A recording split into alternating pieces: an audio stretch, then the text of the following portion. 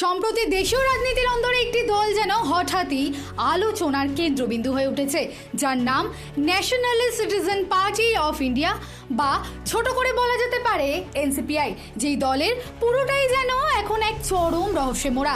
এতদিন গোটা দেশের মাত্র হাতে গোনা কয়েকজন মানুষই এই দলটির নাম জানতেন, যার পথ চলা শুরুই হয় 2022 সালে পশ্চিমবঙ্গের হাওড়া সাকরাইলে। এরপর 2023-এ ত্রিপুরা বিধানসভা নির্বাচনে মাত্র 3 জন প্রার্থী নিয়ে লড়াইয়ে নামে এই দল। ফলাফল, গোটা নির্বাচনে দলটি ঝুলিতে পড়েছিল মাত্র 822টি ভোট। নোটার থেকেও কম ভোট পাওয়া এই অখ্যাত দলই এখন রাতারাতি দেশের লোকসভার 5ম বৃহত্তম শক্তি হতে চলেছে। কিন্তু নাটক এখানেই শেষ নয়। যে দলটিকে ঘিরে এত খেলা চলছে, সেই দলের আসল নেতাদের বয়ানেই চরম বিভ্রান্তি আর ধোঁয়াশায় ভরা। ভাবা যায়, বর্তমানে যে দলটির হাত ধরে দিল্লির ক্ষমতা কাঁপানোর ছক চলছে, সেই দলের পুরনো আদি নেতৃত্বরাই খোদ এই হেভিওয়েট সাংসদদের মার্জারের বিষয়ে বিন্দু মাত্র অবগত নন। দলের অন্দরে চলছে চরম কোন্দল আর কোঅর্ডিনেশনের বিশাল অভাব।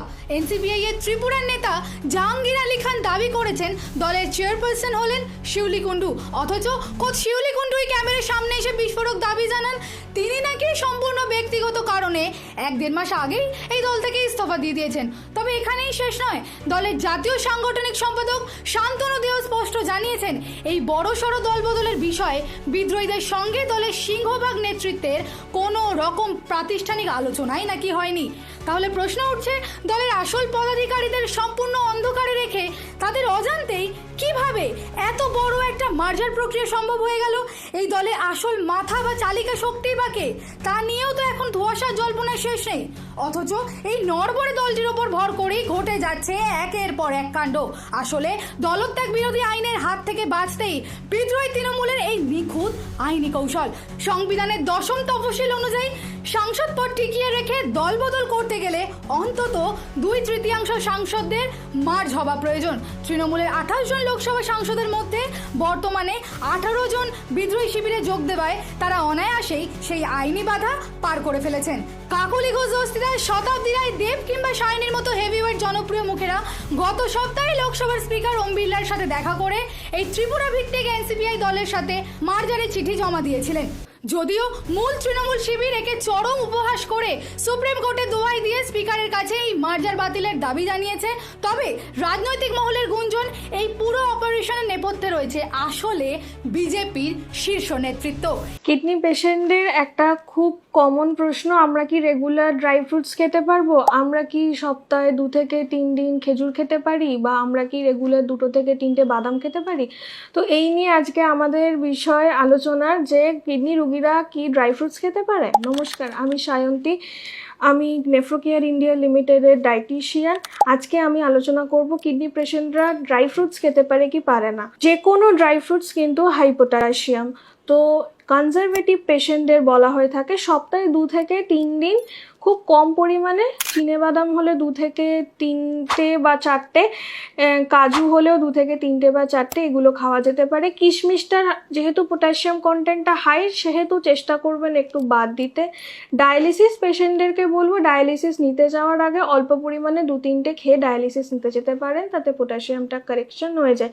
কিন্তু এর থেকে বেশি কিন্তু একদমই ড্রাই ফ্রুটস খাওয়াটা যাবে না, এবং 4.9-এর বেশি যদি পটাশিয়াম ক্রস করে যায় তাহলে কিন্তু আপনাদেরকে ড্রাই ফ্রুটসটা বন্ধ রাখতে হবে। এছাড়া আপনাদের ডায়েটের বিষয়ে যদি আর কোনো কোয়ারি কিছু থাকে, আপনারা কমেন্ট বক্সে আপনাদের সাথে যোগাযোগ করতে পারেন। এই মার্জার সফল হলে লোকসভায় শাসক জোট এনডিএর শক্তি বেড়ে দাঁড়াবে 314-তে, যা মোদী সরকারকে যে কোনো বড় বিল পাশ করাতে আদতেই অনেকটা সুবিধা দেবে। বাংলার রাজনীতিতেও এই ঘটনা উথাল পাথাল সৃষ্টি করেছে, আর এই নিয়েই স্বভাব সিদ্ধ ভঙ্গিতেই এবার আসরে নেমেছেন বহরমপুরের প্রাক্তন কংগ্রেস সাংসদ অধীর রঞ্জন চৌধুরী। তিনি এই দলটির উৎপত্তি স্থল নিয়ে এক বিস্ফোরক দাবি দাবি করে বলেন, এনসিপিআই এর জন্ম আসলে এ দেশে নয়, বাংলাদেশে। হাসিনার বিরুদ্ধে আন্দোলনের সময় ওপার বাংলায় এই দলের জন্ম হয়েছিল। এমনকি স্বরাষ্ট্রমন্ত্রী অমিত শাহকে এ বিষয়ে কটাক্ষ করে তিনি বলেন, বাংলাদেশ থেকে শুধু মানুষই অনুপ্রবেশ করেনি, এবার তো দলও অনুপ্রবেশ করে সোজা দিল্লি পৌঁছে গেল। দলটিকে তীব্র কটাক্ষ করে তিনি আরো বলেন, আমি একে ন্যাশনালিস্ট সিটিজেন্স পার্টি বলবো না, বলা উচিত ন্যাশনালিস্ট সিটিজেন্স পার্টি, কারণ এরা মানুষকে চিট করেছে। এদিকে মুর্শিদাবাদের তৃণমূল সাংসদের দলবদল নিয়েও ক্ষোভ উগড়ে দিয়ে তিনি বলেন, ইউসুফ পাঠান এখানে টাকার বিনিময়ে ভোট নামক ইভেন্ট খেলতে এসেছিল, তৃণমূলের সাথে চুক্তি শেষ, ও এখন কেন রিস্ক নেবে? তার অভিযোগ, আগামী 3 বছর লোকসভায় আরামে থাকা খাওয়ার জন্য এবং প্রলোভন ও ভয়ের বশবর্তী হয়েই এই সাংসদেরা দলবদল করে আসলে বাংলার নাম খারাপ করছেন।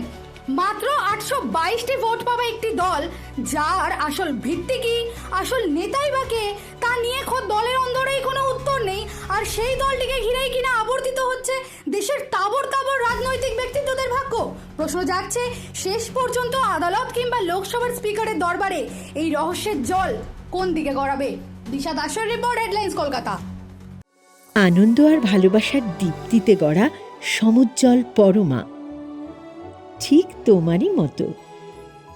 শ্যাম সুন্দর কোম্পানি জুয়েলার্স, আগরতলা, উদয়পুর, ধর্মনগর, কলকাতা।